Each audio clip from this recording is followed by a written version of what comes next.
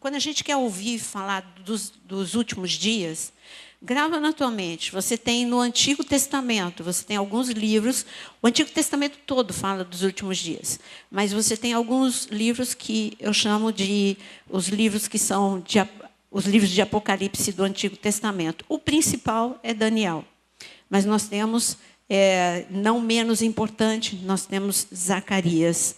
Então, esses dois. Agora, Isaías também fala, só que cada um se especializa em alguma coisa. Isaías, ele fala muito do milênio. Daniel, ele fala mais do anticristo do que Apocalipse.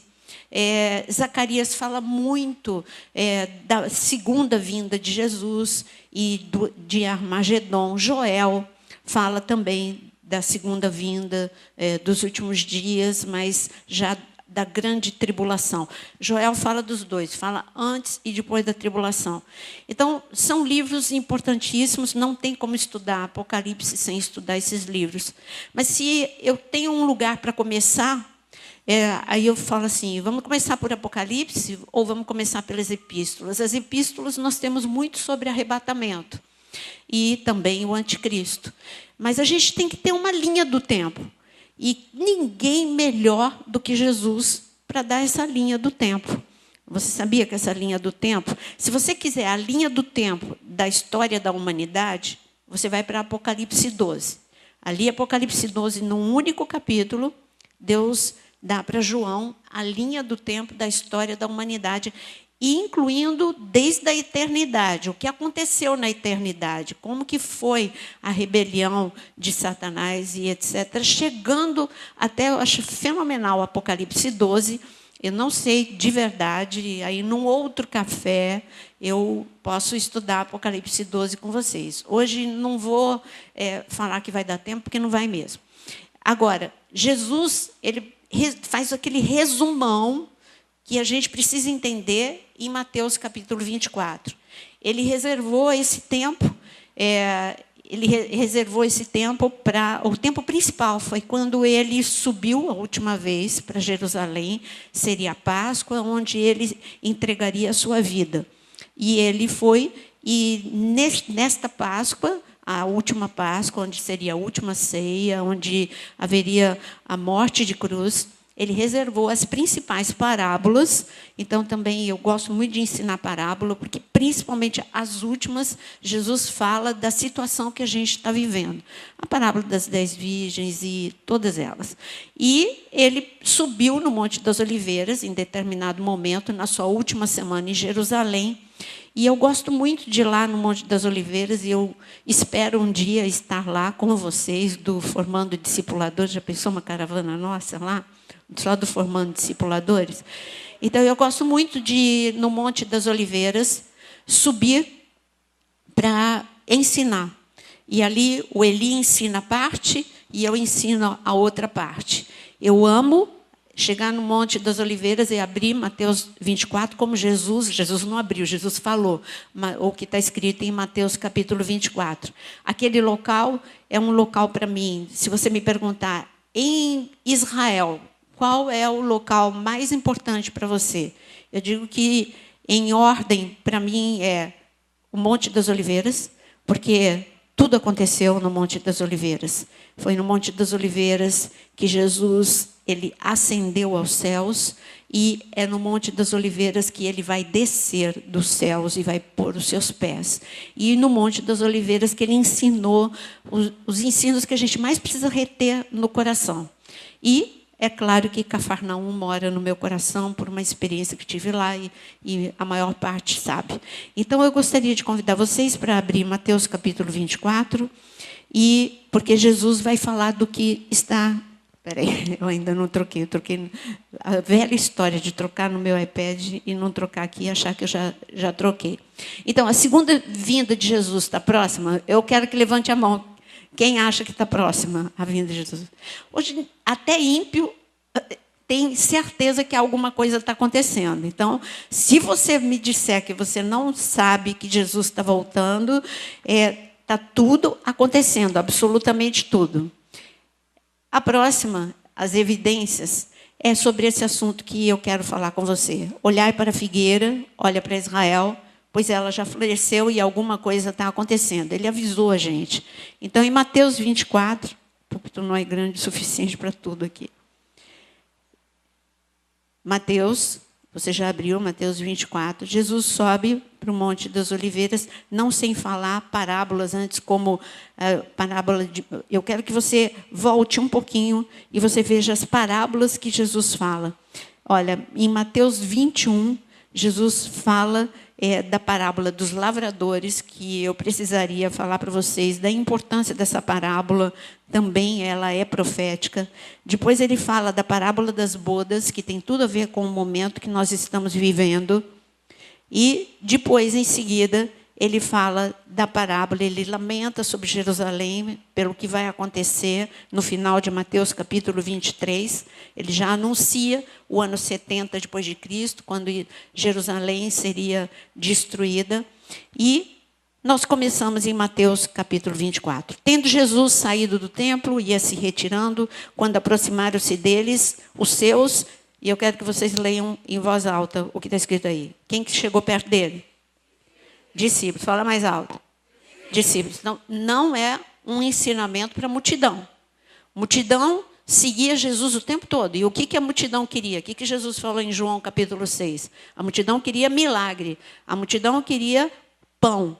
A multidão queria multiplicação de pão. A multidão queria o espetacular. Claro que se você se aproximar de Jesus, você vai ver o espetacular. Igreja do século 21 está igualzinha. Ela quer o extraordinário, o show, o espetacular. Agora, discípulo escuta outras coisas. Jesus separou esse momento para falar com os discípulos. E ele subiu, e não esqueça aqui, quantos discípulos Jesus tinha? Sério? Os principais. Ele não mandou 70, de 2 a 2, andar com ele? Você acha que aqui só estavam os 12? Para mim, aqui estavam os 70, ou, quem sabe, os 120 que estavam depois no cenáculo orando, aqueles que perseveravam mesmo. Então, os que não esqueçam que em João capítulo 6, está escrito que muitos discípulos, leia João, quando ele diz que ele era o pão que tinha descido dos céus, está escrito que muitos discípulos abandonaram Jesus. Lucas capítulo 8 está escrito que mulheres o acompanhavam, eram discípulas também. Então a gente fica concentrado pensando só nos 12. Claro, os 12 ele investiu 24 horas para que eles se tornassem os apóstolos, mas que ele tinha mais discípulos do que isso, que o acompanhava para aprender, tinha. Então, ele viu discípulos, se aproximaram dele, senão falaria os 12. Aqui está os discípulos, em particular, e lhe pediram, dize quando sucederão essas coisas e o sinal que haverá da tua vinda e da consumação dos séculos. Jesus, eu quero que você divida Mateus 24, porque eu quero entrar em atualidade, do que eu vou começar a ler agora, do versículo 3. Até o versículo, deixa eu ver aqui, até o versículo, do versículo 3 ao 14, escreve aí, tempo da graça. Tempo da graça é um tempo que todo mundo acha que, por mais que sempre se pregue que Jesus vai voltar, todo mundo acha que o tempo da graça nunca vai acabar. O tempo da graça é um hiato no tempo de Deus. É amor, é misericórdia. Ele não está, o tempo da graça não está... Quando você vai estudar, e hoje eu não vou estudar isso, quando você estuda 70 semanas de Daniel, Daniel recebeu revelação só para Israel. E ele fala de 70 semanas para Israel. Ele pula ali, Daniel, as 70 semanas, ele pula e vai já para a grande tribulação. Não tem esse intervalo da graça. Então, nós estamos no intervalo do amor, da misericórdia, da graça. E esse intervalo da graça, ele é muito curto. Ele é tão curto que Deus deu o tempo exato que ele duraria. Alguém aqui, como eu estou falando com alunos, se você errar, não tem problema. Mas alguém quer chutar quanto tempo Jesus deu para o tempo da graça, provando biblicamente, não só chutando, mas provando biblicamente? Você sabe dizer quanto tempo que dura o tempo da graça? Alguém quer arriscar? 2.000 anos. Como a gente chega a essa conclusão? É porque alguém diz? Não. Sabe me dizer a passagem que a gente pode... Então, vamos lá, porque as pessoas podem questionar vocês. Como que vocês dizem que o tempo da graça são 2.000 anos? Porque tem tudo a ver com o que nós vamos ver em Mateus 24. Vocês precisam aprender direitinho. Você responde assim, a parábola do bom samaritano. O bom samaritano não era Quem era o samaritano? Tudo bem, é uma figura de Jesus. Agora, esquece que ele é uma figura de Jesus. O bom samaritano, ele é judeu? Cavalo branco. Que cor que é o cavalo branco de Napoleão? O samaritano é judeu? Não. O que é o samaritano? Samaritano. Samaritano não é judeu. Então, o samaritano não era considerado judeu e era considerado praticamente um gentil para os judeus. Então, quem é que socorreu o judeu? Um não judeu, um samaritano. Esse samaritano levou, que é uma sombra de Jesus, ele levou para uma hospedaria e quando ele chega lá, ele deu os primeiros socorros, ele carregou, ele socorreu, mas aquele judeu precisava de tratamento. E quanto tempo, quanto em dinheiro você deve, gente, formando discipuladores é gente que deve estar fazendo CTPA, escola bíblica no mínimo. Então, quanto tempo? Aí ele fala, pastor, eu não contava com as suas perguntas hoje à noite. Né? Aquela coisa. Então, está escrito, vale colar, corre lá na parábola do bom samaritano. Então, quanto de dinheiro o bom samaritano entrega para o dono da hospedaria cuidar daquele judeu ferido? Que bom, 2 denários. 2 denários. 1 denário é o trabalho de 1 dia. 2 denários, trabalho de 2 dias. Na Bíblia está escrito que 1 dia para Deus é como 1.000 anos e 1.000 anos como 1 dia. Então, o bom samaritano, ele deu quanto de dinheiro deu para 2 dias, para que o hospedeiro tratasse daquele enfermo, para que ele ficasse curado. Você está conseguindo me acompanhar? Então, o salário de 2 dias, mas na Bíblia está dizendo que para Deus 2 dias são 2.000 anos. A hospedaria é quem? É a igreja que cuida de doentes.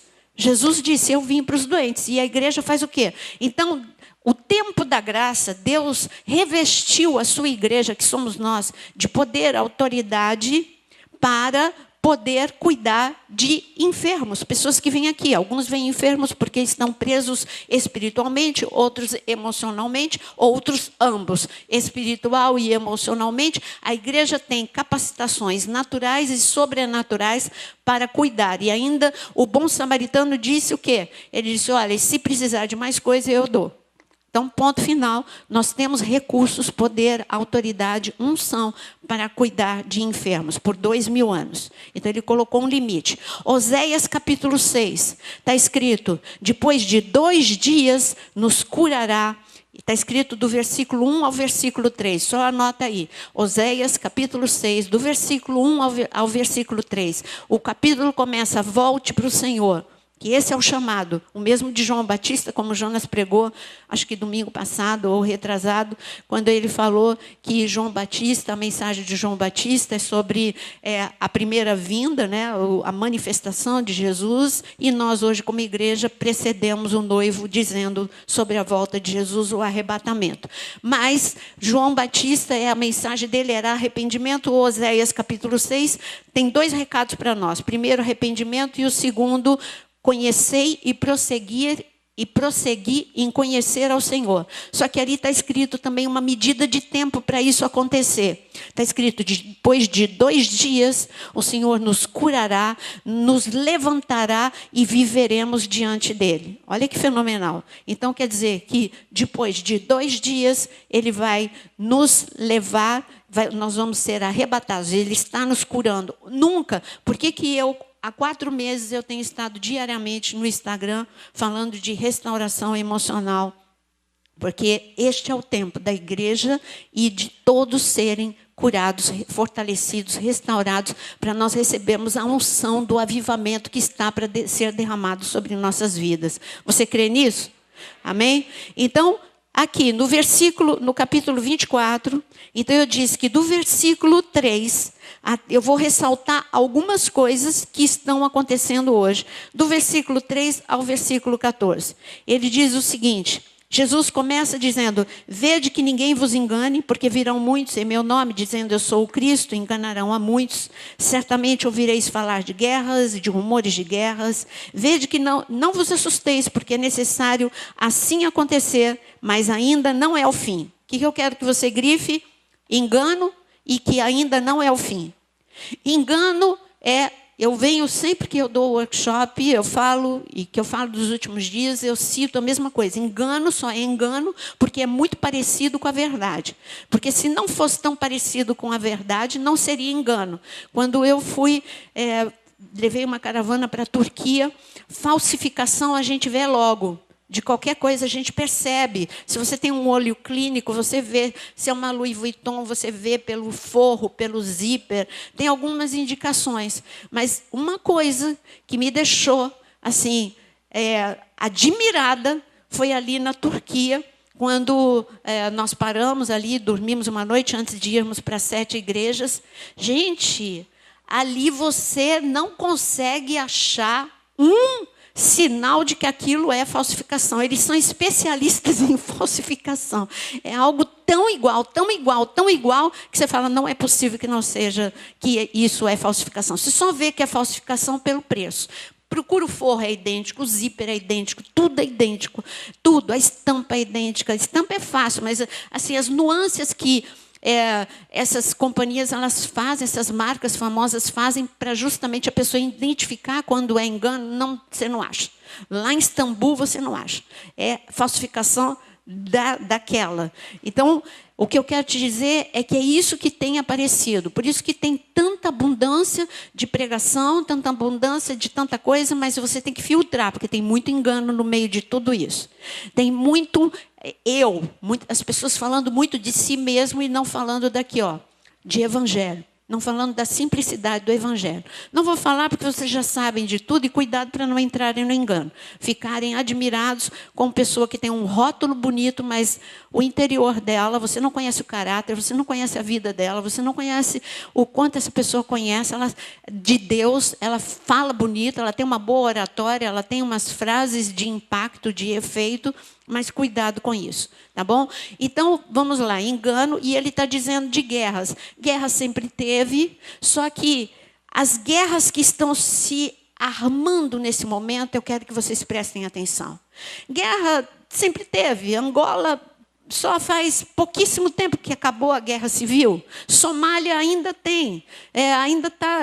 As coisas ainda não estão bem lá. Em todos os lugares que você vê, tem guerra, tem guerrilha, tem as coisas. Mas presta atenção em 2 guerras que eu quero que você preste atenção, que estão se armando neste momento.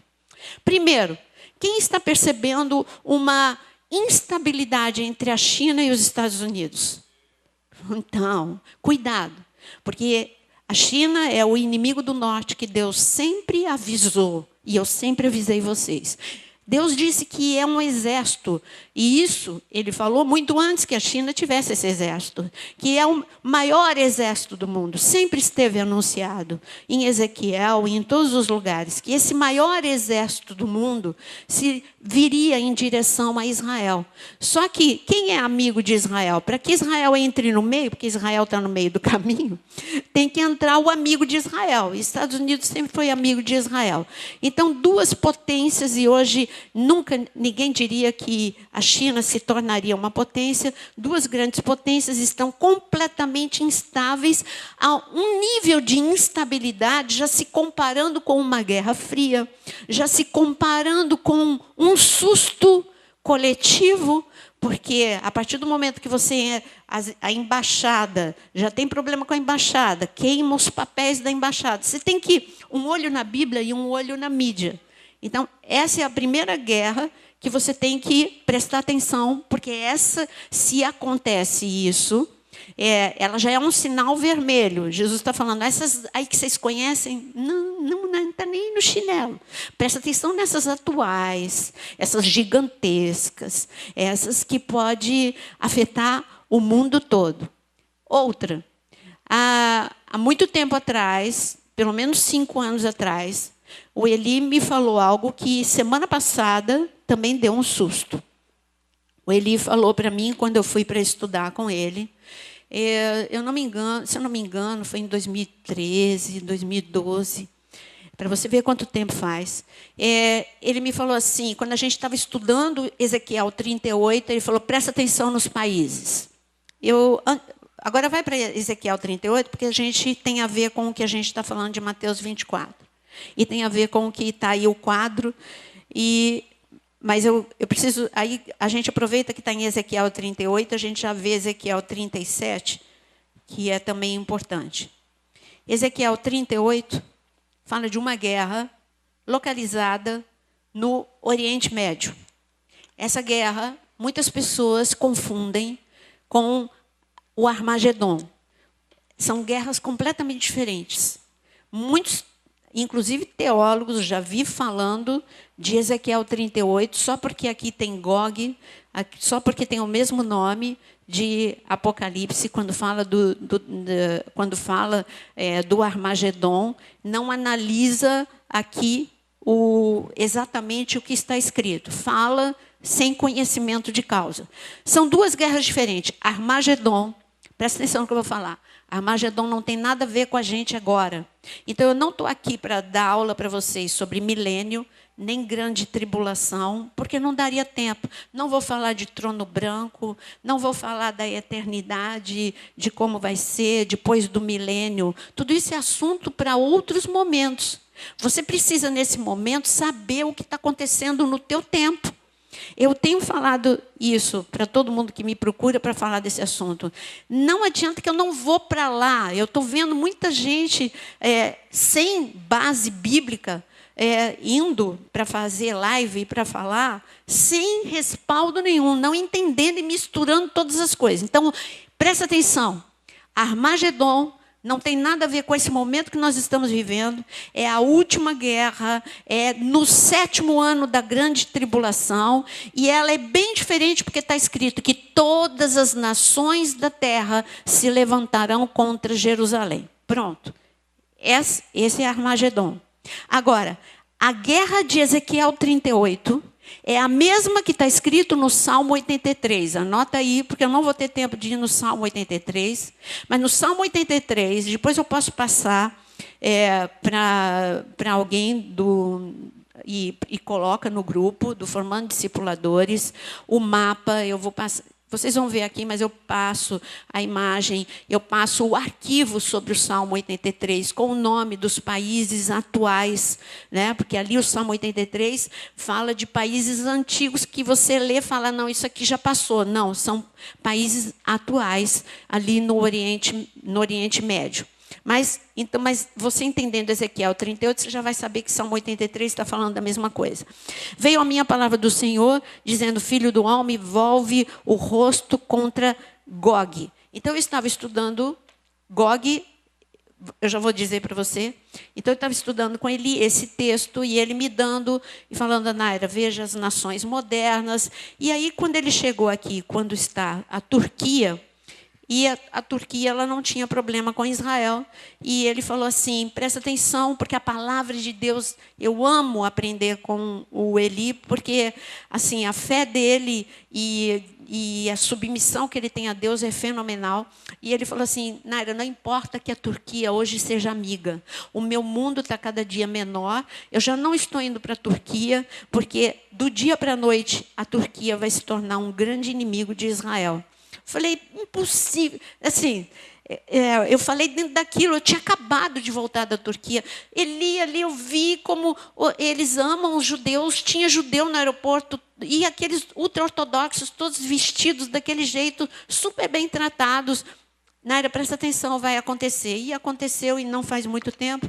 Há 2 anos atrás, a Turquia já se posicionou e a semana passada, a Turquia deu um susto em Israel, se posicionando extremamente contra Israel, com o mesmo ódio de Irã, de Iraque. Como que isso, de repente, aconteceu? Porque está se armando Ezequiel 38. Está para acontecer. É uma guerra. Qual é a diferença? A guerra, pode escrever aí nas suas anotações, a guerra de Ezequiel 38 é uma guerra localizada. São só países do Oriente Médio.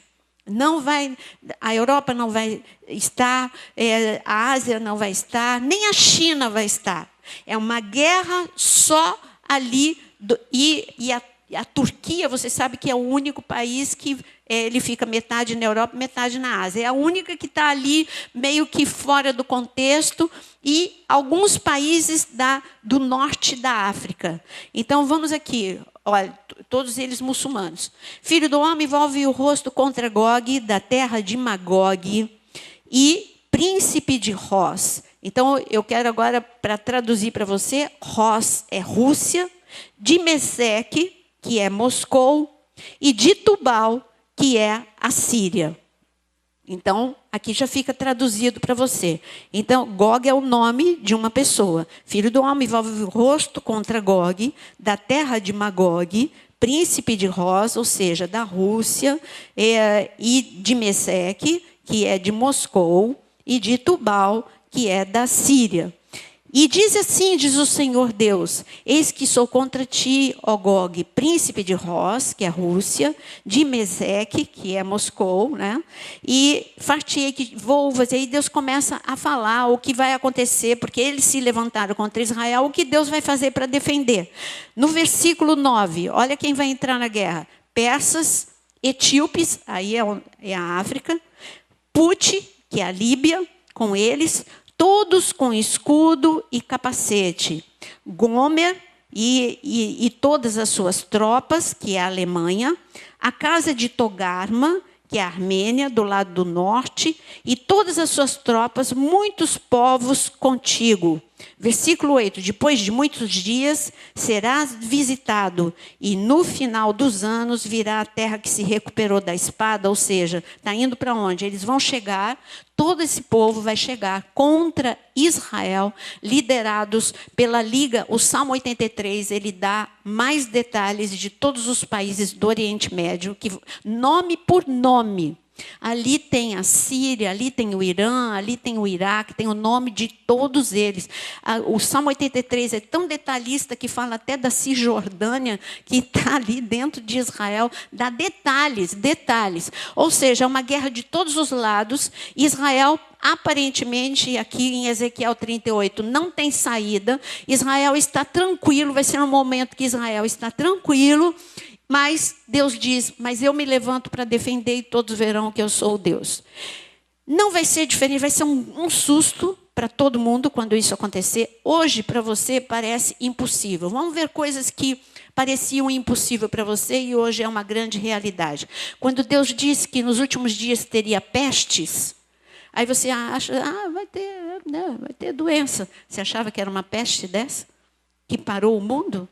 Os últimos dias se cumprindo.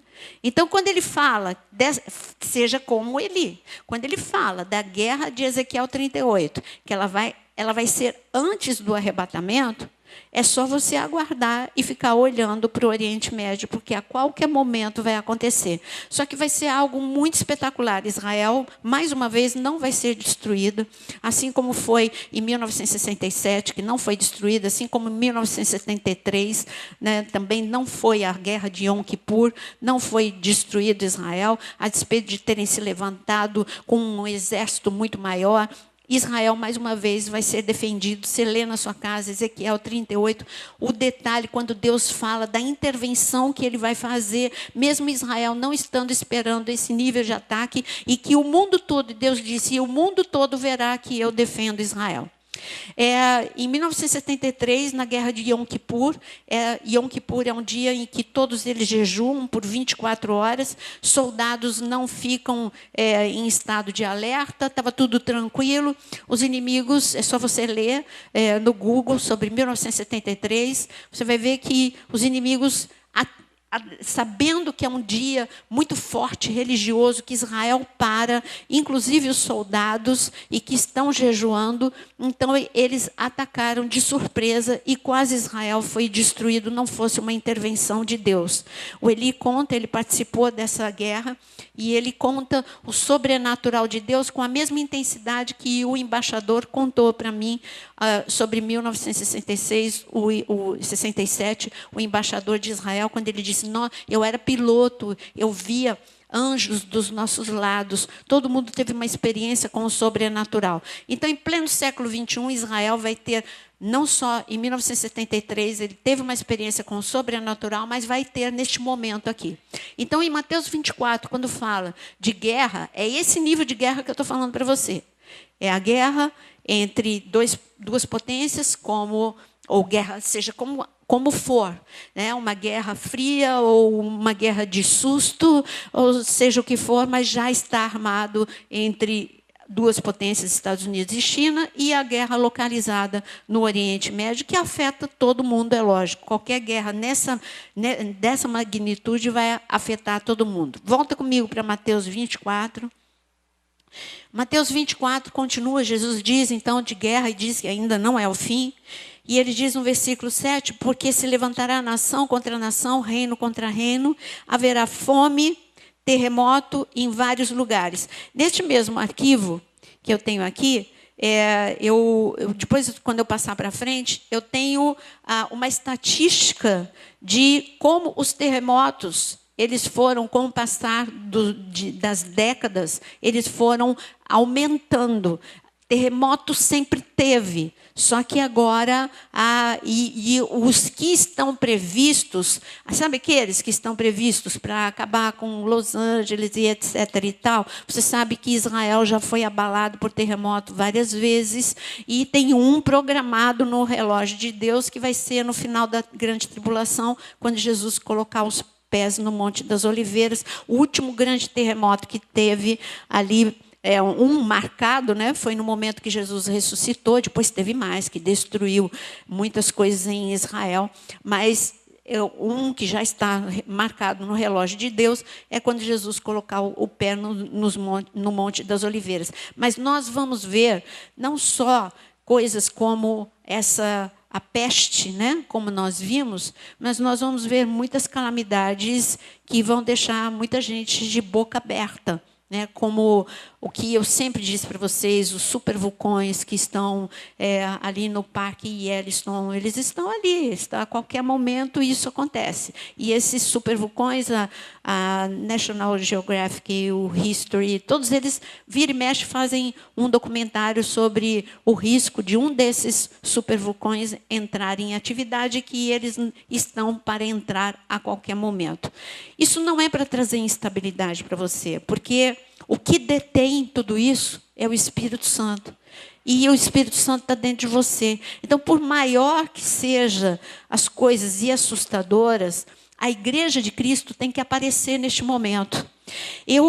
Se você me pergunta, eu vou continuar lendo para responder o que eu mesmo coloquei como pergunta para você. Quer ver o que Jesus fala? Então, ele fala de fome, terremoto em vários lugares. Porém, tudo isso é o quê? Grifa aí, princípio das dores.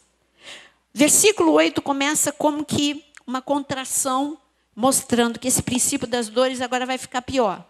E ele diz o seguinte: olha, quando começa o princípio das dores, então vocês serão atribulados, vos matarão, serei odiados de todas as nações por causa do meu nome. A gente já estamos cansados de ver. Aliás, eu quero dar uma notícia para vocês estarem orando, né? Vocês acham que é coincidência da Igreja Unidade em Cristo ter uma igreja na Ásia, uma igreja na África, e agora um casal de pastores pediu para nós cobrirmos, se vocês quiserem, entre no Instagram deles, Children and Nations. Eles são o pastor Beethoven e a sua esposa Gláucia. Eles são grandes homens de Deus que esse casal deixou tudo, absolutamente tudo, para cuidar das crianças refugiadas sírias. Tem um trabalho lindo, maravilhoso, também na Somália, onde eu vou com eles também, lá na Somália. Então, hoje a igreja, a Unidade em Cristo, está no Oriente Médio também. Está lá na Jordânia, junto com os pastores Beethoven. Inclusive, se vocês quiserem entrar numa reunião, porque ali eles têm uma central de treinamento para missionários ali no Oriente Médio. Eles abriram, vai ter aula, vai ser comigo e o pastor Cote, e a pastora Ludmila Feber. A Ludmila Feber vai falar de intercessão, 2 dias. O pastor Cote vai falar de missões. E eu vou falar de como se manter, eles pediram, de como se manter firme emocionalmente, sendo um missionário em condições de perseguição. Então, é só você entrar no perfil Children and Nations, e ali você pede para ele o link do Zoom. Vai ser reunião no Zoom. Quem não sabe escrever, Children é C-H-I-L, é crianças em inglês, tá? C-H-I-L-D-R-E-N. Children and A-N-D, e depois Nations, de nações, N-A-T-I-O-N-S. Então, Children and Nations é o perfil deles. Então, por que eu estou falando isso do Children and Nations? Porque Jesus, aqui, ele fala, olha o que ele diz aqui, porque sereis atribulados. Por quê? Porque perseguição é real. Eles escreveram para a gente, uma semana atrás, o governo está atrás da gente, não vou poder mais escrever no WhatsApp para vocês, só vou falar pelo e-mail. Vira e mexe. Isso é uma perseguição até que leve ali na Jordânia. Eles só batem, etc. Mas a perseguição, se você conhecer missão, como Missão Antioquia, Portas Abertas, Missão Mais, e outras missões, como Children Nations, ou Voz do Mártir, são missões que trabalham em países que os cristãos são perseguidos hoje, no século XXI. Perseguição de matar mesmo, perseguição que tinha no tempo da igreja primitiva. Então, é só a igreja ocidental que está de olhos fechados, mas isso existe e está cada dia pior. Nós temos o Japão com menos de 1% de cristãos, nós temos a Índia com menos de 1% de cristãos. Não é porque nós temos a tecnologia a nosso favor que algo bom está acontecendo. Não, porque a igreja está fraca. Eu estou aqui não é para você virar um especialista de escatologia. Eu estou aqui para alertar vocês, como discipuladores, que a igreja está muito fraca e que nós precisamos nos levantar com poder e autoridade como nunca. Deus está nos dando uma chance, nos fazendo ficar parados. Tem pessoa que está perdendo tempo nessa quarentena. Nessa quarentena você poderia ter assistido tudo quanto é workshop, tudo quanto é culto, tudo quanto é live. Eu fiquei incansavelmente 5 lives, às vezes 4, de madrugada, diariamente. E isso é tudo para você se preparar, para você ficar forte, acabar com mimimi, né? E ficar forte emocionalmente, ficar firme espiritualmente, para que Deus possa derramar a unção e você não perder no meio do caminho. Eu estou dizendo isso. Eu quero saber quem aqui quer ser preparado verdadeiramente para a última hora. Eu quero estar pronta para esse derramar. Eu sempre disse para vocês, Jonas sempre disse, o grande avivamento está às portas, está mais do que nunca. O grande avivamento vai ser uma unção que vai ser derramada sobre você. Tal. Eu comecei a sentir o cheiro dessa unção há 1 ano atrás, quando eu fui para Angola, quase 1 ano atrás. Eu disse para o Jonas, eu disse para o Eltz, algo aconteceu comigo, startou em Angola. E o Jonas falou, o que... Eu falei, não sei. Eu sei que eu nunca preguei como eu preguei em Angola. Eu sei que não era algo diferente. E de lá de Angola eu fui em seguida para o Japão. Aí lá no Japão, o Sueli e o Mário falaram, pastora está irreconhecível, o que aconteceu? E eu falei, algo aconteceu, algo startou no reino espiritual. Não fique esperando um avivamento coletivo ou você vai perder esse avivamento. O avivamento vai acontecer no teu quarto, vai acontecer aqui num culto, vai acontecer em qualquer lugar. Pode não acontecer com ninguém, mas tem que acontecer com você. Eu digo para você que o meu avivamento individual começou em Angola. Parece que virou uma chave e eu não entendi. Eu senti quando essa chave virou. Eu me senti diferente. Eu vi que quando eu fui para o púlpito estava diferente. Eu vi que quando eu li a Bíblia estava diferente. Eu falei, Senhor, algo está para acontecer. E nem estava perto de acontecer ainda o que nós estamos vivendo hoje. Mas eu sabia que ali, naquele momento, algo no reino espiritual tinha acontecido com a igreja de Cristo. E quem tivesse antenado, a chave ia estar virando. E eu espero que a chave vire hoje em você. Porque eu não estou preocupada aqui em fazer você entender. Porque eu já dei 800 mil workshops para vocês. Já falei de trás para frente, de frente para trás dos últimos dias. Mas eu tenho que ser honesta. Quando você olha para Estados Unidos e China, quando você olha para o Oriente Médio, quando você vê esse vírus tomando conta incontrolavelmente, só controlado porque a igreja está aqui, senão todo mundo já tinha morrido. É porque eu digo a igreja no mundo, o corpo de Cristo no mundo. Então você tenha certeza, algo aconteceu. E se você quer desesperadamente que essa chave seja virada, levanta a tua mão, porque você faz parte do calendário de Deus. José de Arimateia entendeu o que ele fazia. Fica com a mão levantada, porque eu quero orar. José de Arimateia entendeu que ele fazia parte de uma palavra profética. Você tem que entender que você faz parte dessa palavra profética. Deus conta com você e você está respondendo. Você, como discipulador, está respondendo a esse chamado. E por isso é sobre discípulos. Mateus 24 foi para discípulo. É para gente forte, é para gente valente. E você, nem a pandemia te deixou em casa e você está aqui. E por isso, Senhor, eu quero em nome de Jesus, eu clamo, Senhor, esses são os seus discípulos. Eu clamo que a mesma unção que estava no Monte das Oliveiras naquele dia, quando o Senhor começou a falar sobre os últimos dias, que essa unção esteja aqui, Senhor. Espírito Santo de Deus, que a chave possa ser virada no coração de cada um. Senhor, é tempo de entender, é tempo de se preparar, é tempo, Senhor, de aproveitar o tempo que nos resta, é tempo, Senhor, de entrar em sintonia com o teu relógio, é tempo, Senhor, de nós estarmos simplesmente preparados, fortalecidos, ungidos. Por isso eu peço, Senhor, que essa unção seja derramada nesta noite, em nome de Jesus. Amém?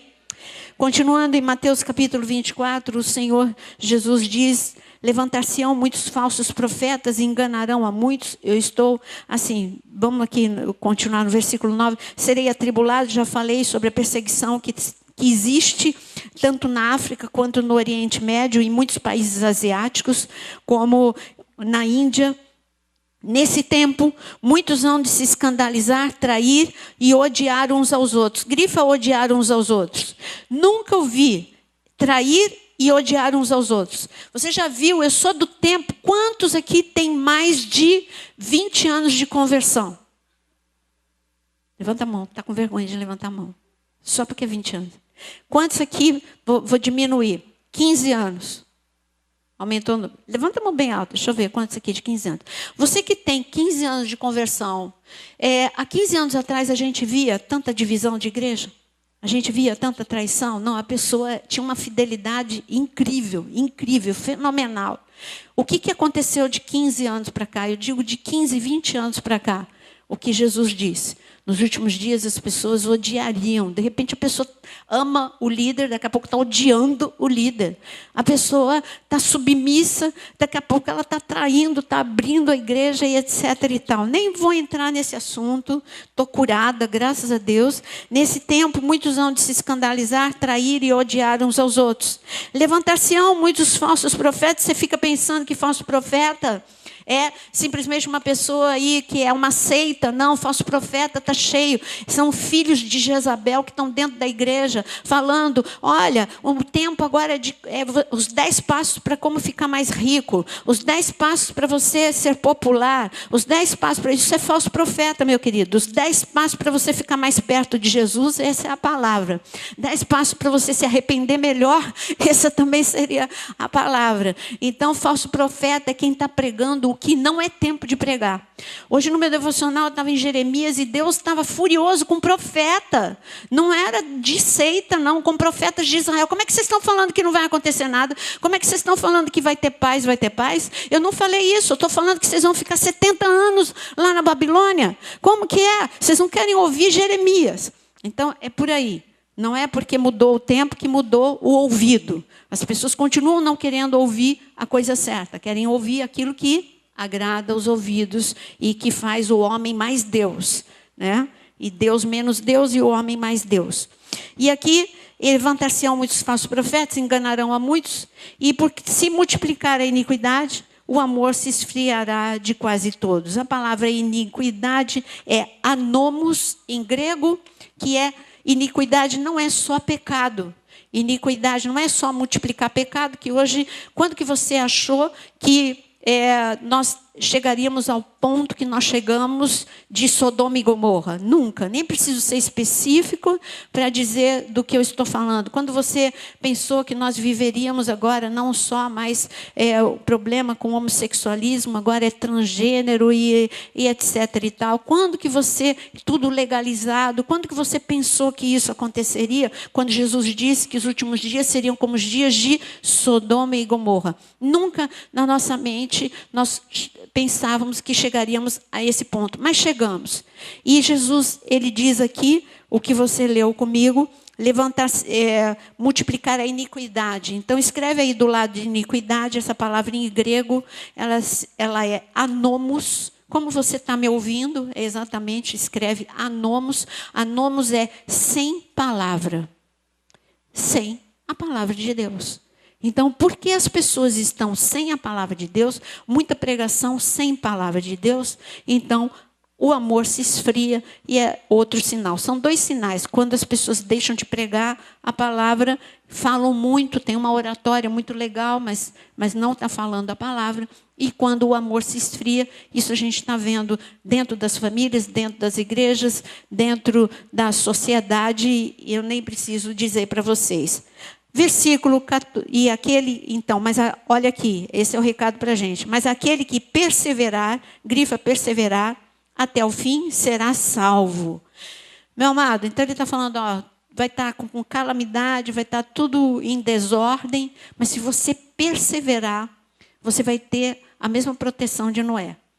A casa de Noé entrou na arca e quem fechou a porta foi Deus. A casa de Ló, tudo bem que ele teve que ser puxado. Ele foi puxado, mas os anjos fecharam a porta e os homens que queriam arrombar a porta não arrombaram a porta. É tempo de guardar a porta da tua casa, é tempo de guardar a porta do teu coração, porque em Mateus 24, ele fala também, eu vou mostrar para você, ele fala que é tempo de portas arrombadas. Essa é a palavra de Jesus. E ele já mostrou que Ló, o que aqueles homens da cidade queriam arrombar a porta da casa de Ló. É assim que está escrito, só não arrombaram, porque os anjos feriram de cegueira aqueles homens e não conseguiram achar a porta da casa de Ló. E por isso você pode orar dessa forma também, que Deus fira de cegueira todos os demônios que querem arrombar as portas da tua casa, trazendo brigas, contendas, esfriamento espiritual. Você pode orar, é bíblico, querido. Jesus falou, é dica de Jesus. Nos últimos dias seriam como os dias de Noé, seriam como os dias de Ló. Então, quando nós chegamos a esse ponto, nós vemos que hoje toda segurança, me diz uma segurança que alguém pode ter que não seja Deus hoje. Você pode estar seguro no dia de amanhã? Não, porque eu estava com a minha passagem. Nunca foi tão real de que você só pode dizer assim, se Deus quiser, mas de verdade, não como uma expressão. Se Deus quiser, eu estarei no Japão dia 2 de setembro. Assim estava a minha passagem. Mas há uma semana, Tóquio de novo, o surto de novo em Tóquio. E para mostrar como não existe estabilidade, a única estabilidade que tem é o Senhor e aqui, ser preservado, guardado. Olha, eu queria que você colocasse um círculo. O preservar é Deus te dar até imunidade. Hoje, nunca nós precisamos que a palavra de Deus se cumprisse, inclusive no nosso físico. E isso é real. Deus nos protege em todos os âmbitos. Você pode pedir e falar, Senhor, aqui está escrito que se eu perseverar, eu vou ser salvo. Então, Senhor, não é só salvação de não ir para o inferno e ir para o céu. Eu quero ser salvo do vírus, eu quero ser salvo da miséria, eu quero ser salvo, que eu e minha casa sejamos salvos. Esse é o tipo de oração que nós temos que fazer agora. Senhor, eu quero viver os mesmos milagres de Isaac, de Abraão, em tempo de seca. Eles tiveram provisão, o Senhor é o mesmo Deus. Em tempo de pandemia, eu sei que eu posso ter emprego, eu sei que eu posso ter provisão sobrenatural, o Senhor vai me dar mais habilidades, o Senhor vai me dar ideias. Enfim, esse é o tipo de postura que nós temos que ter nesse tempo de total instabilidade. Dica do dia, dias de Ló. Precisamos orar pelas portas da nossa casa.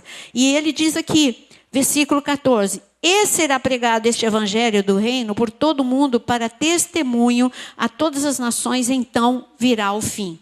Esse versículo 14, para aí. Espera aí. Eu estava falando, então Tóquio, Japão foi fechado novamente. Não entra nem sai. Então, e eu estava brincando com o Mário, né, o pastor Mário lá do Japão. Uma semana atrás eu estava brincando com ele. Eu falei, Mário, você perguntou aí direito se está entrando brasileiro? Não, está entrando brasileiro, pastora. Não, Mário, faz a pergunta completa. Está saindo brasileiro? Porque entrar eu entro, mas e aí, sair eu não vou sair? Não, está entrando e está saindo brasileiro. Olha a instabilidade. Uma semana depois, fechou tudo. E não entra mais, não é brasileiro, é ninguém. Ali está fechado de novo, como Israel está fechado. Alguém pensaria que num momento que tem que acontecer, o que está escrito... Vamos lá, olha, leia de novo o versículo 14. O que está escrito? E o evangelho será pregado a toda criatura. Com a igreja parada, sem viajar. Os missionários estão parados. E ali, cada vez que tocava, o pastor Beethoven, lá do Children Nations, eles gravavam. Cada vez que a sirene, porque eles ficaram com um toque de recolher, agora eles já voltaram ao normal. A um novo normal. Mas cada vez que tocava o toque de recolher, a sirene, era aquela sirene que, quando parece aquele alerta para algum ataque aéreo, aí eles telefonaram 2 vezes para mim, chorando os dois, a Glaucia e o Beethoven. Pastora, meu coração está ardendo, eu não estou aguentando de dor, porque eu sei como que as crianças que eles cuidam e que eles não podiam ir, nesse tempo de pandemia, elas estão apavoradas, elas estão achando, elas não estão entendendo que é toque de recolher, elas estão achando que é ataque aéreo, elas estão em pânico. Eu queria estar lá para acalmar essas crianças. Quem vai acalmar essas crianças? Porque os pais também estão apavorados. Quem que vai acalmar? A igreja trancada, a igreja paralisada. Será que aconteceu isso algum dia da igreja parada e tendo que o evangelho ser levado aos 4 cantos? Meu amado, pensa, quando Jesus foi para a cruz, aonde que estava a igreja? Parada, no cenáculo. A igreja era os 11, né? Naquele momento os 11. A igreja era os 11, eles estavam intimidados, com medo, sem poder, sem autoridade, fragilizados. Eles estavam fugindo da própria sombra. Leia de novo os evangelhos, está escrito ali que os discípulos estavam presos e com medo. Primeira coisa que Jesus entrou, eu estou aqui para dizer qual é a mensagem dos últimos dias. Jesus entra, ressuscita. Ele vai atrás de quem? Ele vai atrás de discípulo. Ele vai atrás de discípulo que fugiu para Emaús. Eu estou assim. Eu estou pegando as pessoas pela orelha. Gente, o que você está fazendo em casa? Vai para a igreja. Que é isso? Nós estamos quase 2 meses já funcionando, não teve nenhum contágio. Para de ficar aí com medo. Nós estamos liberados legalmente, então aproveita enquanto nós podemos. Jesus está contando com vocês. Você fica trancado em casa com medo? Gente, acabou esse tempo, né? Acabou esse tempo. Nós estamos aqui legalmente, obedecendo tudo. Você está de máscara, o álcool, distância, não se beija, não se abraça. A gente acaba e vai embora. E não teve contágio. Então, acabou o medo. Põe a mão no coração. Fala, medo, vai embora em nome de Jesus. Olha, o primeiro que ia me aparecer com medo, eu vou dar uma Bíblia na cabeça. E dizer, meu querido, eu não sou Jesus para dizer shalom e acabar teu medo. Mas eu vou tacar a Bíblia na tua cabeça para você entender que o medo não pode estar no teu coração, que Jesus conta com você. E, aliás, o que é que as pessoas estão fazendo? As pessoas estão desesperadas para ouvir de Jesus. Jesus, igreja da última hora, estava trancada com medo, sem poder, sem autoridade. Jesus foi lá e disse, a primeira coisa que ele disse, ele me disse qual foi a ordem dos fatores. Primeiro ele disse shalom, e ele soprou, ou ele soprou e depois ele disse shalom? Pode falar alto, se acertou. Vocês estão com medo de errar. Vai. Jesus falou primeiro? Shalom. Shalom é paz, para que o medo vá embora. Então, primeiro Jesus cuidou do emocional. Está entendendo? Então, Jesus primeiro foi e disse, paz, para de ter medo, para de pânico. Estou aqui, ressuscitei. Eu sou o Senhor, o Redentor, o Salvador, o Resgatador. Eu triunfei, por isso vocês triunfam. Tudo estava embutido no shalom. E depois, ele soprou. E depois, ele mandou que a igreja orasse e permanecesse orando. E por último, veio aquela unção que foi Pentecostes. As pessoas querem inverter a ordem, querem Pentecoste. Então eu quero te dizer que, primeiro, Jesus está tratando do teu coração. Acabou o tempo de ser criança, acabou o tempo de brigar com todo mundo, acabou o tempo de ficar emburrado, acabou o tempo de ficar aborrecido com a igreja, acabou o tempo de achar que você pode andar sozinho, enfim, todo o teu emocional. Eu vou voltar, eu falei para o Jonas, em outro café, eu vou voltar para falar de emoções, porque a igreja precisa ser curada definitivamente em nome de Jesus, tá bom? Então vamos lá. Aqui, Jesus parou. Esse é o último momento do tempo da graça. Então, põe aqui. 2020, este é o teu tempo de viver o versículo 14. Não adianta eu ficar te explicando sobre a nova ordem mundial do anticristo, se não acontecer alguma coisa dentro de você. O que adianta? Se não acontecer dentro de você, você vai ficar aqui mesmo para ver tudo isso. O cenário está armando, mas fica tranquilo. O anticristo, ele não pode ficar junto com a igreja. Então, está tranquilo? Põe a mão no coração, fica tranquilo. Fica tranquilo, porque o anticristo está tudo armando, tudo bem, a economia, a política, todo o cenário está pronto. Adianta eu ficar gastando um tempão, agora está tão claro como a luz do meio-dia. Não dá mais nem para você, não estou entendendo que está se armando o cenário para a nova ordem mundial. Eu não estou entendendo que está se armando o cenário para o anticristo. Eu não estou entendendo nada disso. Não dá. Você está entendendo que isso está acontecendo. E porque você está entendendo, você não está entendendo o que vem antes disso. Não tem como o anticristo se manifestar se a igreja não arrebentar como a igreja primitiva. Aí quando os missionários, eu comecei as lives falando só com pastores da Filipinas, do Oriente Médio, da África. E eu falei, gente, acalma. Porque a gente não está pregando, não estamos indo no campo missionário. Acalma. Porque o que vocês estavam fazendo é ineficaz. O que eu estava fazendo também era ineficaz. Chegar no Japão sem o poder e a autoridade que nós precisamos ter é continuar com menos de 1% de cristãos. Mas hoje a tua igreja lá no Oriente, lá na Ásia, sabe o que está acontecendo? Em plena pandemia, a igreja dobrou. Em plena pandemia, eles estão vivendo um grande avivamento. Eles abriram um culto para dividir como a gente, né? Dividir. Eu fico tão triste que a gente devia estar tendo 2 cultos no domingo. Cadê o povo? Cadê o povo que não tem 2 cultos no domingo? Mas eu não vou falar aqui de frustração, mas você pode buscar um. Se cada um buscar um apavorado, nós vamos ter 2 cultos no domingo, e não só de pessoas que estão apavoradas, mas daquele que você precisa trazer junto com você. Agora é hora de evangelizar. Eu estou aqui num café de discipuladores, não quero ninguém expert em escatologia, eu quero você expert em levar pessoas para Cristo. Eu quero você expert em arrancar o medo do coração das pessoas. Nós precisamos agir, nos mover, nos fortalecer. Chega de igreja fraca. Chega. Nós não podemos ficar marcando passo. Agora, então eu falei para eles, olha, sabe esse evangelho que a gente pregou até aqui? Jesus estava por aqui dele. Porque não é possível que a gente não vire o jogo ali no Japão, não vire o jogo lá na Índia, na África. A gente fica sempre tímido, fica feliz. 5 se converteram. Aí quando o Mário, ele telefonou, eu tenho uma boa notícia para você e para o pastor Jonas. Não podemos fechar o culto de domingo. Eles não tinham. Não podemos, porque lá funciona diferente no Japão.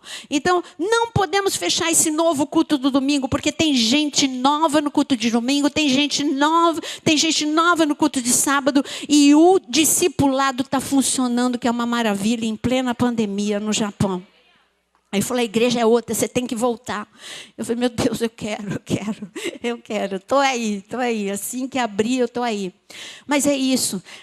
Paramos aqui nesse versículo 14. Não que eu vá parar, mas eu estou falando que paramos. Esse é o tempo que você está vivendo.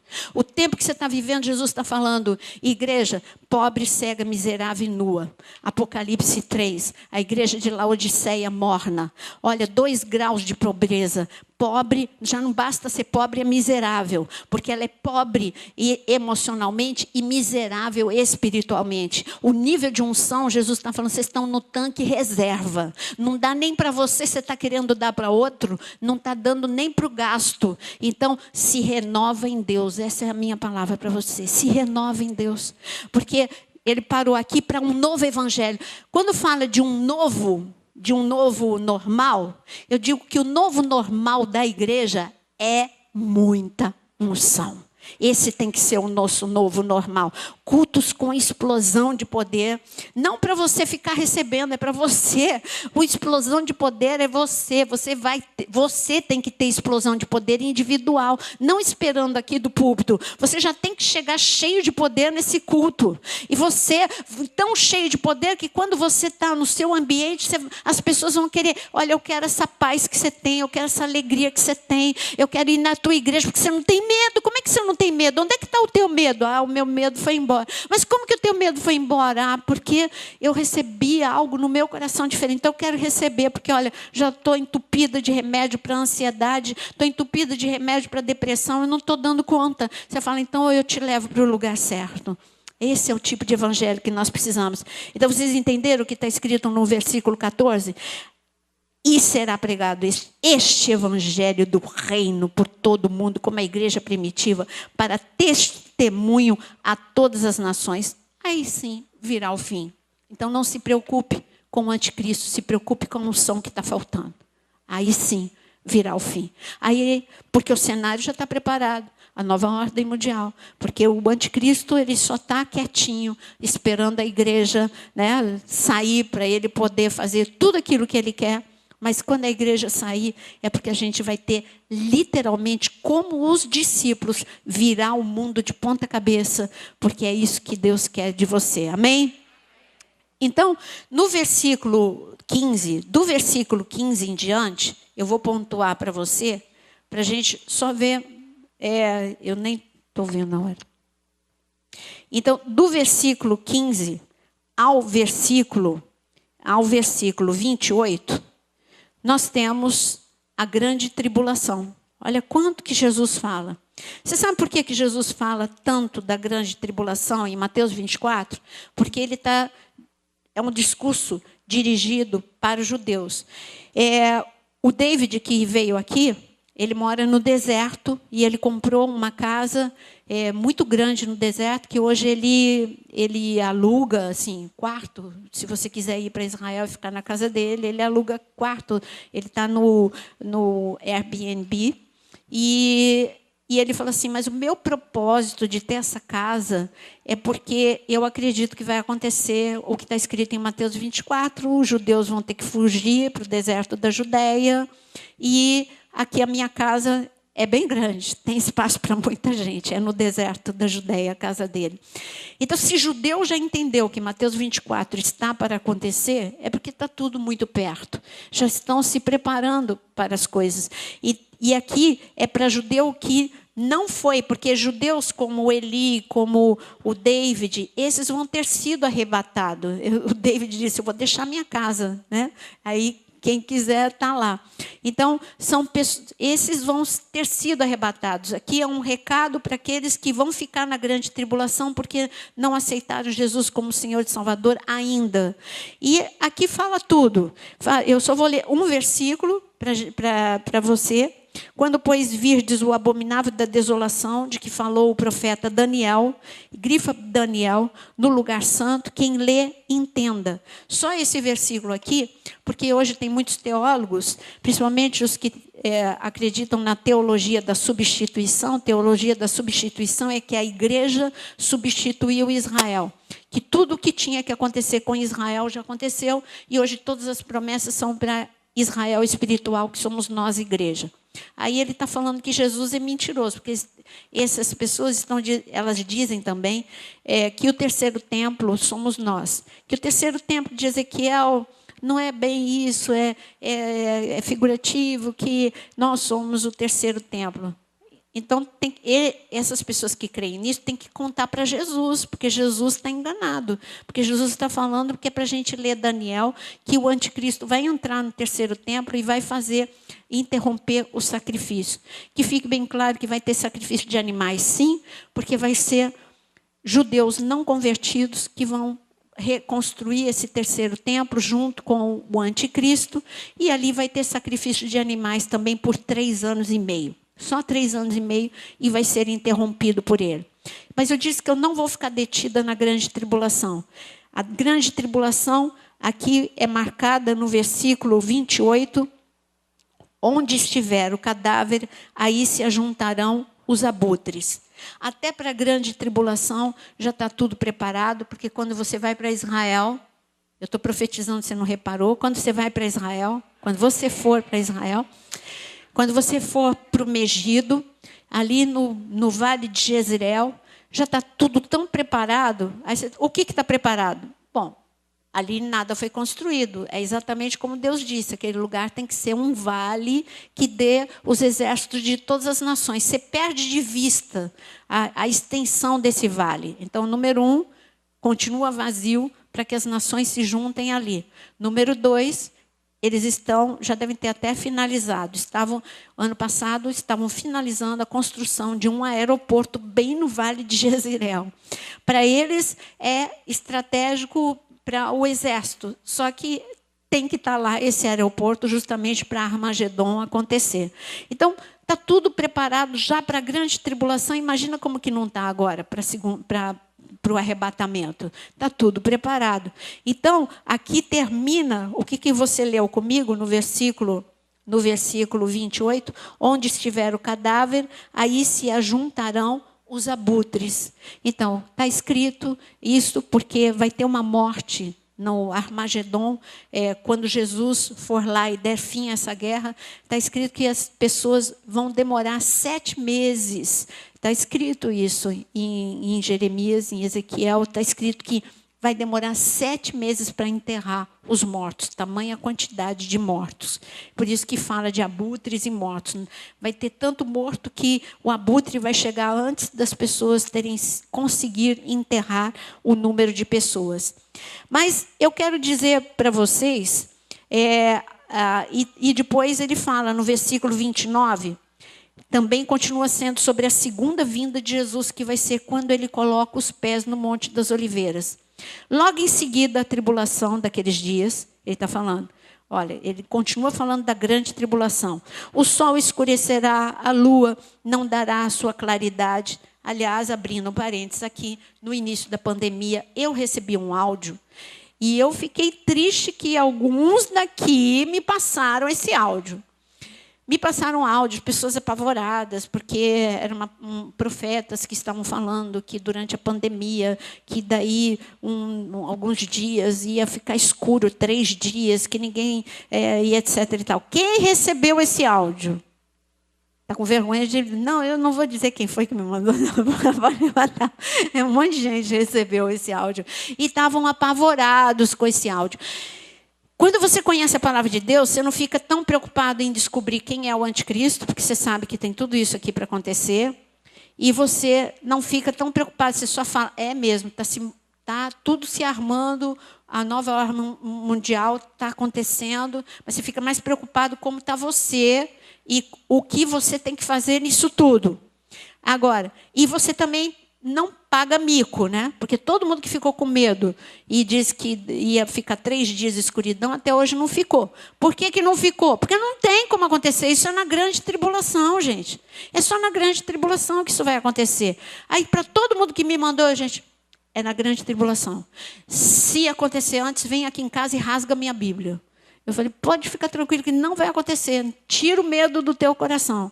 Então, aí aqui, olha, aí você fica sem medo quando você entende em que tempo você está.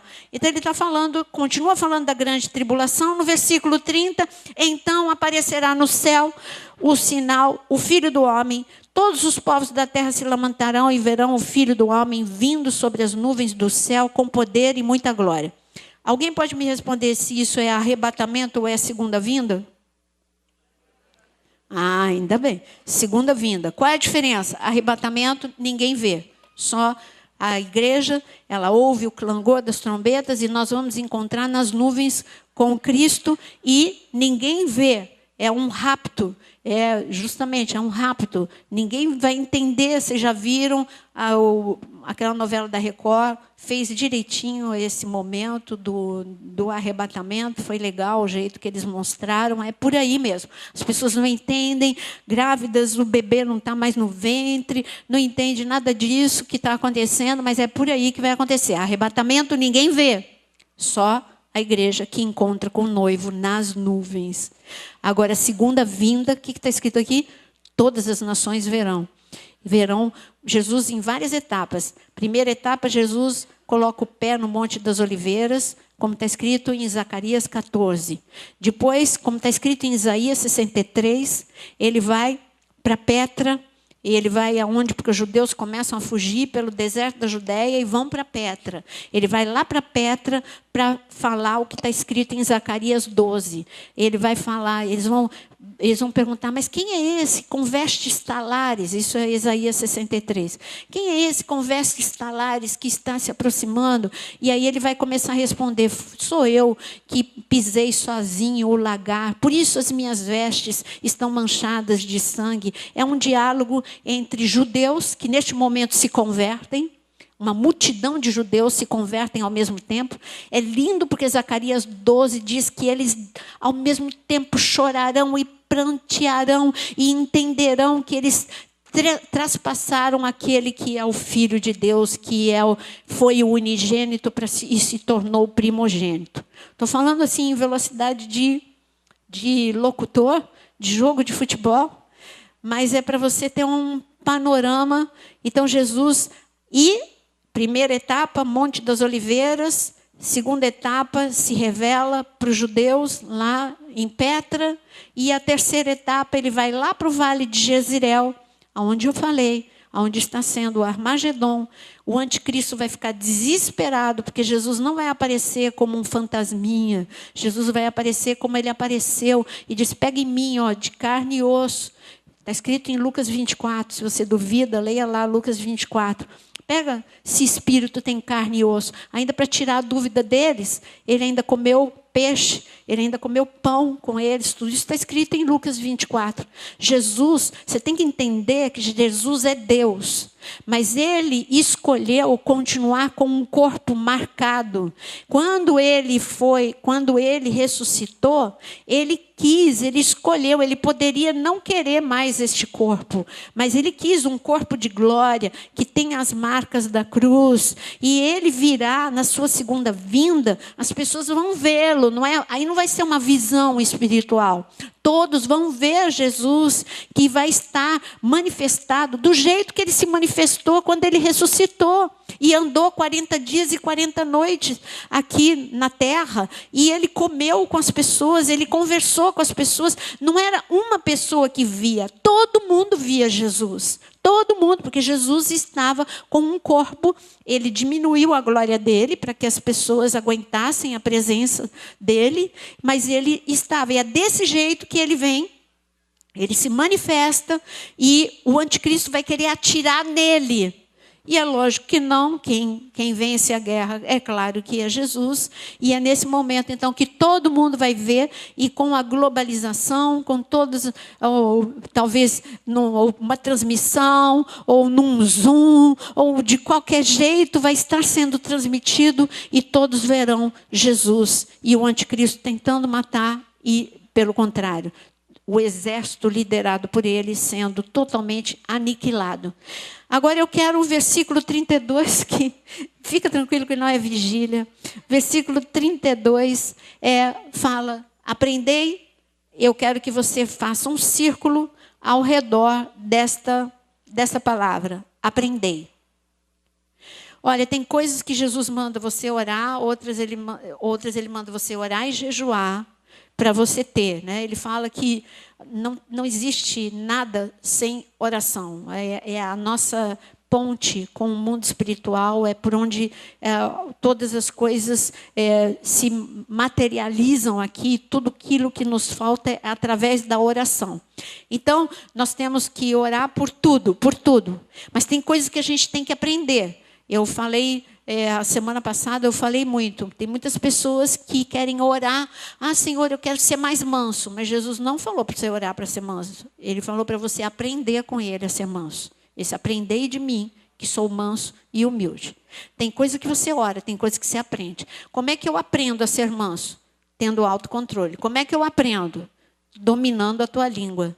Dominando os teus pensamentos. E ele disse que é possível. Leva teus pensamentos cativos a Jesus Cristo. Tudo que é bom, tudo que é puro, tudo que é agradável, seja isso que ocupe o teu pensamento. Está vendo como é possível? Então, para de orar por mansidão e seja manso. Aprende com Jesus. Aprende com Jesus a ser humilde. Saiba que todo mundo é igual. E todos nós precisamos da glória de Deus. Aí você não vai se achar. Sabe aquela coisa? Eu me acho. Então, por aí. E a outra coisa que ele disse, aprenda comigo. Eu vou dizer uma coisa quando o meu relógio vai disparar. Eu sei que você já ouviu milhares de vezes, mas eu quero desta vez que este versículo, se eu tiver que terminar aqui, eu termino, mas que esse versículo fique mais claro do que nunca para você, o ensinamento da figueira. O ensinamento da figueira começou em Gênesis, não começou aqui. Aonde começou em Gênesis? Qual foi a árvore? E agora eu vou pegar, hein? Qual foi a árvore, qual foi o fruto que Adão e Eva comeram? Clarice, todo mundo para a escola bíblica. Não, meu amado, não está escrito. Falou que foi um fruto. Não está escrito que foi maçã. Não, nós não temos esse dado na Bíblia. Não temos. Agora eu vou fazer uma outra pegadinha, vocês vão ficar com medo. Qual é a única árvore? É claro que eu estou quase falando qual é a cor do cavalo branco de Napoleão de novo. Qual é a única árvore que nós temos o relato do nome dela no Éden?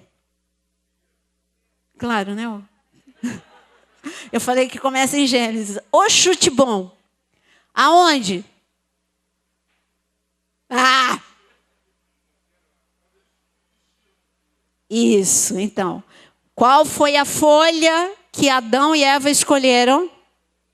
Figueira. Então, a primeira vez que a gente ouve falar de figueira foi com Adão e Eva. Foi a única árvore que a gente... Agora, não vai me dizer que o fruto que eles comeram é da figueira. Pode ser.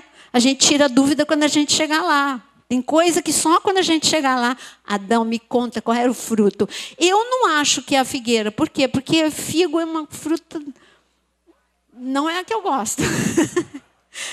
Devia ser melancia.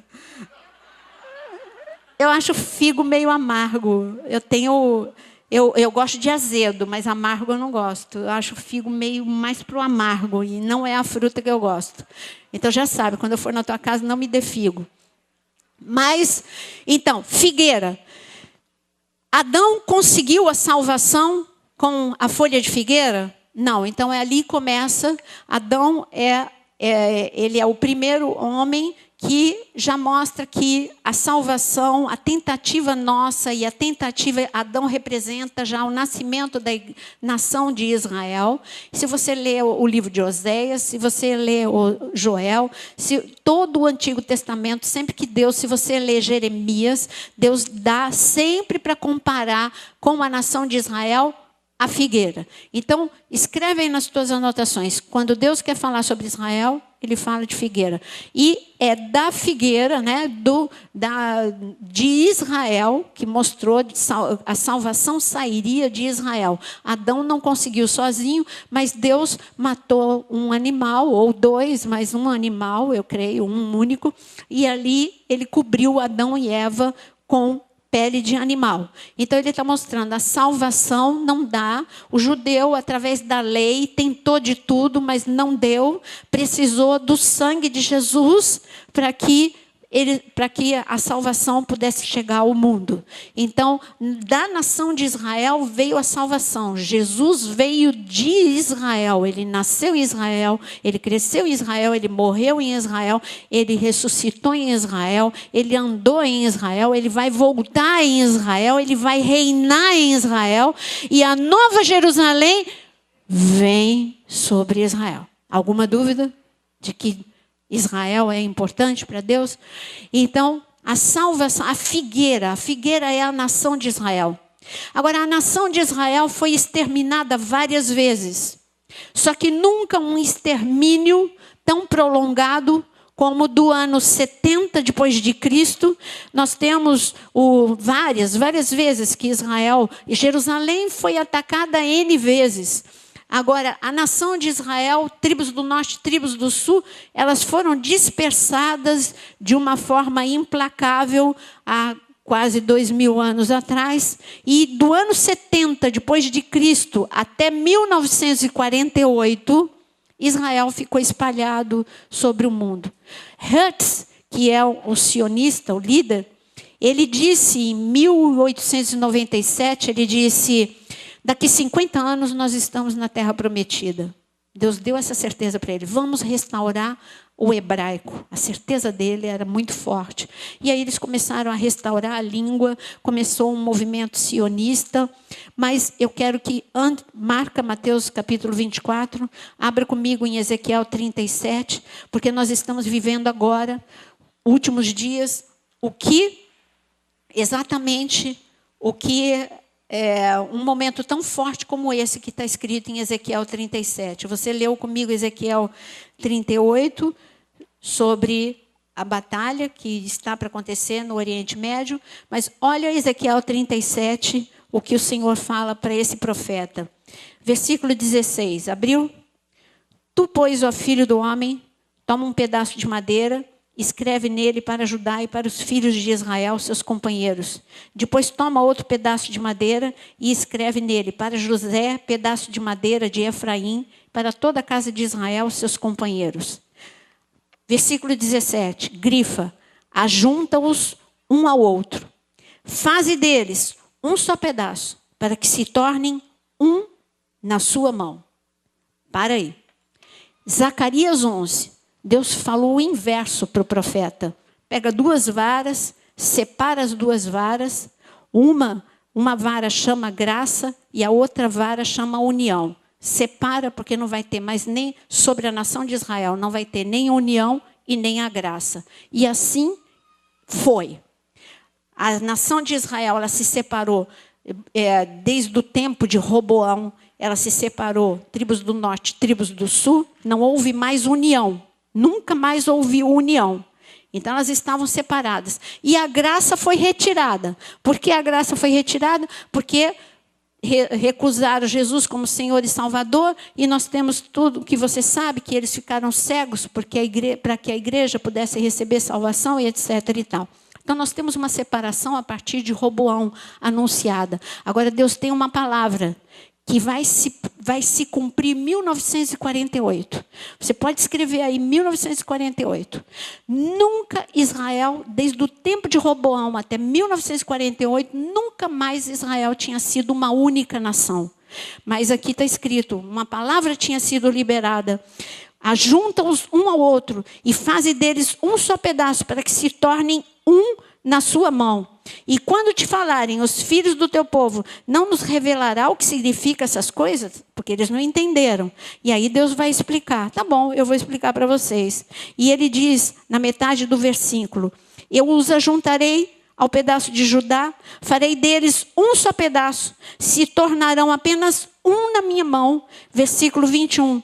E diz-lhes assim, diz o Senhor, eis que eu tomarei os filhos de Israel de entre as nações por onde eles foram, e os congregarei de todas as partes, e os levarei, o que está escrito aí? Para a sua própria terra. Gente, se cumpriu literalmente em 1948. A figueira aparentemente foi exterminada. Ela foi cortada, mas ainda tinha raiz porque tinha uma palavra a ser cumprida. Em 1948 volta todo mundo para Israel. Cadê tribos do norte? Cadê tribos do sul? Não. Nação de Israel, uma única nação. Eles não voltaram para serem divididos, eles voltaram como um único povo. Então, quando você lê Ezequiel também, e quando você lê Isaías, Deus fala outras coisas. Ele fala em Isaías 66, pode uma nação nascer em um único dia, Isaías 66, versículo 8. Mas Israel vai nascer num único dia. E foi assim. Em 14 de maio de 1948, num único dia, essa nação foi restaurada. E ele continua, e muitas profecias de que isso aconteceria. E Jesus está dizendo lá em Mateus 24, que isso agora tem algo a ver conosco. Eu quero que você volte lá para Mateus capítulo 24.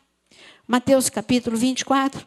E ele diz o seguinte, aprendei, pois, a parábola da figueira. Então, você pode por aí, aprendendo sobre Israel, que tem a ver comigo. A parábola da figueira. Quando já os seus ramos se renovam, então você vê que esse milagre foi feito em duas etapas. Primeiro que a figueira, ela começou a viver, e de repente vieram os ramos. Quando ela começou a viver, foi o movimento sionista que começou com Hertz. Leia sobre Hertz. Em 1897, e um pouquinho antes, ele já começou a falar sobre o sionismo. Então começou a viver com Hertz, e em 1948, 14 de maio, se cumpriu, os ramos saíram. Mas aqui está falando de folha. A segunda etapa é, quando as folhas brotarem, saibam que o verão está próximo. Todo mundo sabe a parábola de que Jesus sentiu fome, viu folha, foi lá, não tinha fruto, e Jesus amaldiçoou a figueira. Porque esse é um sinal.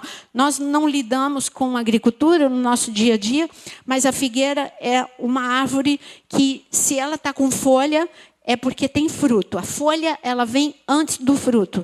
Então, é certeza absoluta. Tem folha, tem fruto. E esse é um sinal. Então, o Senhor está dizendo assim, quando vierem as folhas, presta atenção que está mudando uma estação. Anota aí, mudança de estação. Em 1967, no reino espiritual, Jesus disse, quando tiver folha, é porque está mudando a estação. O verão está próximo. Em 1967, se eu não me engano, é 7 de junho ou 6 de junho de 1967, Jerusalém, finalmente, depois de 20 anos de ocupação dos jordanianos, Jerusalém era metade ocupação dos jordanianos, inclusive a cidade velha, os judeus não podiam entrar. Por 20 anos, estando em Israel, eles não podiam estar em Jerusalém. E eu digo que Israel sem Jerusalém não é Israel. Se eu levar um grupo, e aí as pessoas vão perguntar, por onde você foi? Você vai falar um monte de lugares. Você foi no cenáculo? Não. Você foi no Monte das Oliveiras? Não.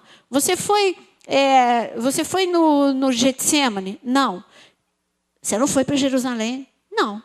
Você foi para Israel e você não foi para Jerusalém? Não, não fui. É possível isso? Não, não é possível. Israel sem Jerusalém, que é a menina dos olhos do Senhor, é impossível. Jerusalém precisava voltar para a mão. Mas não é só para Jerusalém voltar para as mãos dos judeus. Era para que se cumprisse essa palavra. Porque um start no relógio de Deus começou. Esse relógio de Deus, ele deu 2 starts. O primeiro em 1948, mas Deus disse, não, start para a minha volta não é 1948. O start para a minha volta é 1967. É quando a profecia se cumpre completamente. Gente, eu nem vou perguntar quantos aqui eram vivos, nasceram antes de 1967 ou em 1967. Nem vou perguntar, tá bom? Porque aí você vai denunciar a sua idade. Mas se você não tiver problema, levanta a tua mão. Se você nasceu antes de 1967 ou em 1967, 1968, 69. Gente, aqui. Então, é muita gente viva. Que coisa interessante. E Jesus disse que essa é a geração que ele vai voltar. A geração, você está vivo, eu estou vivo. E ele disse assim, olha, não passa dessa geração. A geração de 1967. E ele está dizendo assim, alguns podem ter morrido antes, alguns podem vir a morrer, mas ele está falando, estou dando um sinal. Mudou de estação. Estação verão. Estação arrebatamento. Estação da graça. Estação de poder e autoridade. Estação do Espírito Santo. Gente, que estação linda. Verão é tudo colorido, verão é tudo aquecido, que é mais aquecimento do que Espírito Santo. Então, de tudo que você tem que entender que tudo que está acontecendo, inclusive porque está escrito em Mateus 24 que as pestes aconteceriam, tudo isso é porque nós somos uma geração diferente. Eu não estou louca de ter sempre pregado isso para vocês e Jonas. Nós não estamos loucos, nós não somos fora do tempo. Pode ter passado do tempo para muita gente, porque não é uma pregação popular. Mas eu digo que essa é a pregação para hoje e para agora. Porque aqui está escrito, vamos ler o que Jesus disse. E as folhas, aí você põe aí, 1967, brotam. Sabei que está próximo o verão, ou seja, essa nova estação, a estação do arrebatamento. O que é que você tem que fazer? Versículo 43. Ele está falando, considera isso. Se o pai de família soubesse a que horas ele viria o ladrão, vigiaria e não deixaria que fosse arrombada. Grifa aí bem, arrombada a sua casa. Por isso, fica apercebido, porque a hora em que não cuidais, o Filho do Homem virá. Ele está falando o quê? Para você vigiar, porque muita gente não vai perceber. Quando nós subimos no monte, e que você vai, eu estou profetizando essa noite toda, hein? Eu creio que você vai, e tem um local que faz pouco tempo que o Eli mostrou para a gente, que é o Monte de Sodoma. A gente sobe, parece uma paisagem que você está na lua, porque são montanhas de sal mesmo. E ali naquele lugar, ele começou a pregar, né, sobre Ló, é lógico, né? E ele pregando sobre Ló. E eu falei assim, gente, por mais que eu conheça essa passagem, eu estou gostando de ouvir o jeito que o Eli está falando, porque dá para entender como que é nos nossos dias. Quando está escrito que as pessoas vão continuar a casar, a se dar em casamento. E aí ele começou a levar a gente para o tempo de Ló. Ele falou, imagina o vizinho de Ló. Naquele dia ele foi para o mercado normalmente, porque aquele dia era um dia como outro qualquer. O outro começou a fazer a mala para viajar, porque aquele era um dia como outro qualquer. E ele começou a falar de situações do dia a dia. O outro estava se arrumando porque era casamento, porque achou que aquele era um dia como outro dia qualquer. Mas aquele dia era um dia diferente. E nem Ló percebeu. Nem Ló percebeu. Não fosse a intercessão de Abraão, Ló teria perecido. Você entendeu o que eu estou falando? O dia que veio o dilúvio, ninguém percebeu, mas Noé percebeu. Essa palavra é muito importante. Noé percebeu. Noé ouviu a voz de Deus. Noé, entra na arca. Mas, Senhor, está um sol a pino. Entra na arca. As pessoas começaram, gente, ele é doido mesmo, não basta construir a arca, agora está enchendo a arca de animal, mas que cara pirado, esse homem. Começaram a rir, a zombar de Noé, mas Noé, percebeu, Noé obedeceu, Noé entrou, a porta foi fechada, e as pessoas não perceberam, e as pessoas perderam, e ali houve grande destruição. Há uma sentença de destruição sobre a nossa geração muito pior do que coronavírus. E ela está para chegar.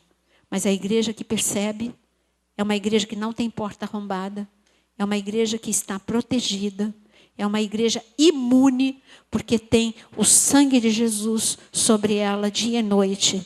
Ela tem o escudo do Altíssimo sobre ela. É uma igreja que percebe que é tempo de orar. É uma igreja que percebe que é tempo de jejuar. É uma igreja que percebe que é tempo de discipular. É uma igreja que percebe que a unção está na reserva e que precisa de muito mais unção. É uma igreja que percebe que precisa vir para os cultos como que se cada culto fosse o último culto. É isso que você precisa perceber. Você precisa... Eu faço uma pergunta para você. Enquanto havia... Eu vou fazer aqui uma enquete.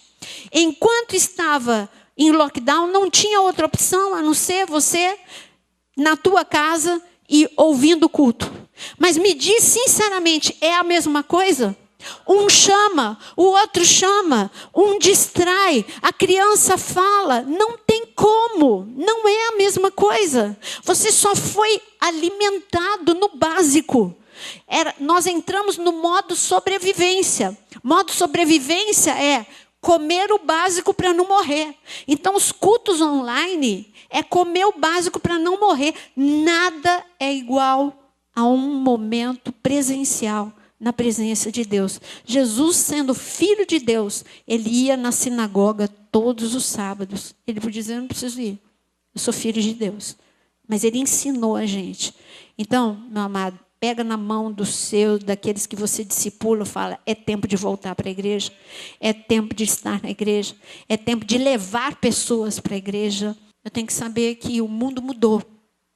Porque no relógio de Deus, algo também disparou. Assim como em 1967. Agora é a contagem regressiva da contagem regressiva. Agora a gente está... as pessoas me perguntavam anos atrás, pastora, quanto tempo você acha que falta? Eu lembro que quando eu comecei a falar, eu falava...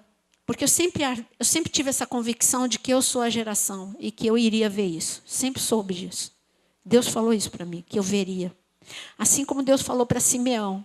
Ele disse, você não morre antes de ver o Salvador.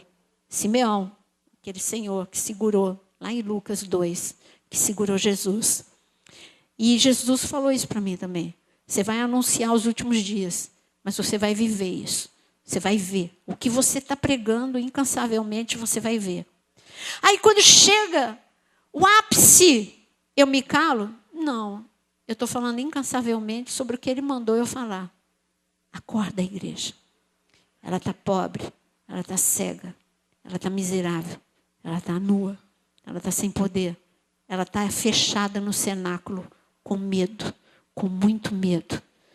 Fala para ela que eu estou protegendo, que eu estou guardando. É tempo de avivamento, é tempo de fazer discípulos, é tempo de cuidar de discípulos. Ele disse, ide e fazer discípulos. Essa é a palavra para a gente. Resumo, você está vivendo o versículo 14 de Mateus 24. Então é isso que eu tenho para dizer para vocês. Nós vamos ver coisas impactantes, mas se preocupe com os alertas que Deus deu hoje. Então eu disse para você que as pessoas me perguntavam, eu dizia, assim, eu lembro como se fosse hoje, Daniel, um jovenzinho, agora ele já está velho, né, pastor Daniel. Aí ele perguntava, ele sempre foi muito curioso, quanto tempo falta? Eu falei, Daniel, para mim faltam 5 minutos no relógio. Isso foi 20 anos atrás. Ultimamente as pessoas perguntavam, eu falava, para mim faltam 3 minutos no relógio de Deus. No último me perguntaram, eu falei, para mim faltam 2 minutos no relógio de Deus, para meia-noite. Hoje, se você me perguntar, eu digo, faltam segundos para o relógio de Deus. Só que esses segundos estão na soberania de Deus. Só sei de uma coisa, eu quero viver esses segundos intensamente. Eu quero toda a unção, assim como Ele derramou, Ele deu uma nova chance para uma igreja paralisada. Ele está dando essa chance para essa igreja paralisada. Se você reconhece que você tem estado paralisado, mesmo respondendo ao chamado de ser discipulador, mas você está longe de ser aquilo que Cristo quer que você seja, levanta as tuas duas mãos para receber, sabe, esse novo start, essa nova unção, esse novo virar de chave. Você precisa discipular como nunca. Você precisa amar como nunca. Você precisa ser desesperado pela palavra de Deus. Você precisa ser desesperado pela sua presença. Desesperado por qualquer culto que tenha. Desesperado para estar na presença de Deus, com medo de perder a vinda de Cristo. Você não pode perder.